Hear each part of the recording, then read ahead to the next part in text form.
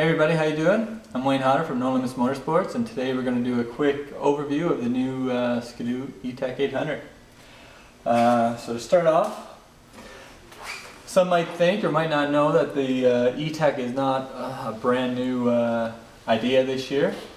It was introduced into the Evinrude outboard motors, I think, back in 2002, 2003. Evinrude, for some people that don't know, is owned by Skidoo. So they've had the technology for quite some years, and it was actually introduced into the Skidoo lineup in 2009 in the E-Tec 600. This year it's available in the 800, and this is the first year for it. So we're going to do a quick run through of all the benefits. A lot of this stuff, if you've been checking out the websites and reading about this new sled, you'll probably heard a lot of this stuff. The increased horsepower, the first pull start, the smooth idle. This year, previous years, on 09 and 2010 E-Tec 600, the break-in was hourly based. This year on the 800, they've changed it to fuel based. Roughly 3 tanks of fuel before you're fully broken in. Virtually no smoke and smell. The emissions are super low. The fuel and the oil efficiency is way better than any other 800 in its class. There's no battery, and the altitude compensating for the fuel and oil is all controlled by the computer now. So there's no DPM anymore, no carburetors. So we'll just do a quick run through of how they're accomplishing some of these benefits. So the E-Tec is a direct inject, and basically what I mean by a direct inject is that the fuel is injected directly into the combustion chamber. On previous models, fuel injected sleds, like the Skidoo's SDI in previous years, it was fuel injected obviously, but it was a semi-direct inject, which basically means the injector was located at the back of the cylinder. This is the new E-Tec. You can see the injector is here. Traditionally, where you would see a spark plug on the motor is now a fuel injector. Those are the two big major differences between the SDI motor and the E-Tec. Most other manufacturers, Arctic Cat and Polaris, are still doing some type of semi-direct.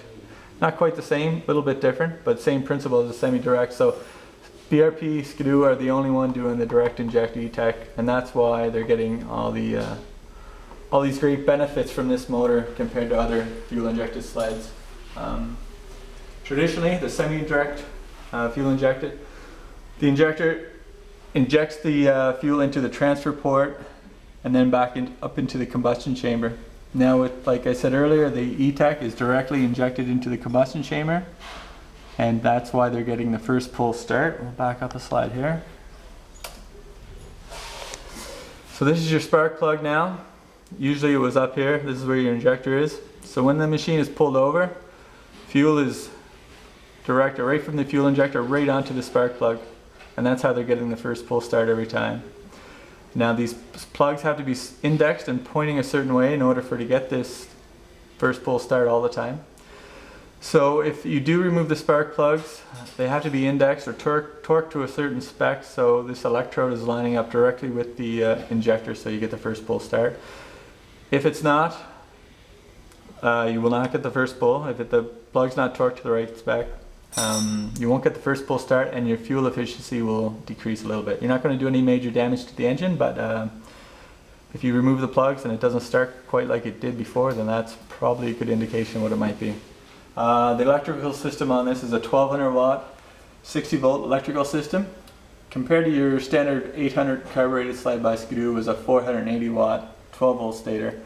So as you can see by those numbers, the output is quite large compared to the older sleds. And basically the 60 volts are used to power up the injectors, the ignition coil, the fuel and oil pump, everything you need to start the machine. Once that kicks in, there's a converter inside the ECM that converts the 60 volts down to a 12 volt system, which basically is a traditional system that would run all your other functions on a sled. So your ready valves, your lights, your gauges, your battery, your charging system, your starter if you have it. There's also a secondary system, 12 volt also, that activates the hand warmers, heated grips, and the accessories if you have any plugged into it. Your hand warmers aren't going to work if this machine is sitting at idle, just so you know. the machine has to rev over 2,000 RPM in order for those to kick in. And another unique thing about this E-Tec is that the oil pump is electronically controlled now. So there's no cables to adjust. The ECM and the oil pump work in conjunction, and it decides how much oil it needs and when it needs it. So you don't have to worry about adding oil to the fuel for the break-in, adjusting your cable or anything like that, because it no longer exists. So everything that I've previously discussed is basically controlled by the ECM. All these, the machine has lots of sensors over it related to all the different functions that the motor can do, and it's controlled by the ECM. And one unique thing about the ECM on this machine is that it's fuel cooled. So it does get very hot with all the functions that it carries out. So in order to compensate that, they run fuel through the ECM to keep it cool and running nice and smooth. So now we're going to do a quick overview of the sled itself and the differences from 2010 to 2011, some of the major differences. One of the major differences is the dual air intake. So you have an air intake up here. It used to be mounted down here on the previous models. It's up higher now, and there's one on each side of the machine. So what a lot of people don't know about this E-Tec, the E-Tec, yeah, is brand new for the 800, but basically the heart of this motor is the same as 2007, 2008, 2009, 2010 basically. Slight changes in each year, but for all intents and purposes, the heart, the core of the motor is the same. The crank, the pistons, the cylinder. The major differences is the head really, and the ray valves are a little different, but for all intents and purposes, the motor itself is the same. Back here we have the throttle bodies, where the carbs used to be located. So basically you can see they look something like a carb, but they're not at all, there's no fuel running through them at all, just air. And these throttle bodies up front here, the diameter is a 52 mil, which is quite large. On your carbureted sled last year, it was only a 40 mil. So there's a lot more air coming into the sled itself. The ski stance itself has been changed in all the models for this year. Right now it's a 36 stance, and you can go to a 38. Last year the narrow stance was 38 to a 40, so it's 2 inches wider. Also, the ski is fully changed. It's a new style ski. We got to ride it last year, and it seems to be 100% improvement from last year's. And also about the handle, they've made the handle different, and it's for a 2 grab, so you can grab it with 2 hands nice and easy. And the ski itself is much stiffer, and I think it's going to give you a much better ride. The back of the machine now, and a few things have changed back here, is the heat exchanger is actually a little bit wider, so we should get a little better cooling out of it. And the track itself has not changed except for the porting. Another feature on the E-Tec motor is that it has a warm-up mode. So when you do start the machine, it will idle nice right away. There is no choke because it's fuel injected. So just pull the handle, start it up, and it'll go into warm-up mode automatically. And when it is in warm-up mode, it won't rev above 6,500 RPM, I've been told. So if you get on the trail and pin it and it's not revving up to 8,000, just let it warm up a little bit more, and I'm sure it will. Another feature on this during the break-in period is that it will consume more oil and fuel than it normally will after the break-in period, so don't get too worried about that. And also in the break-in period, if you notice it misfiring here and there, don't get too panicked about that, because that's quite normal. This is new technology for a lot of snowmobilers, so I would strongly suggest reading the tags here.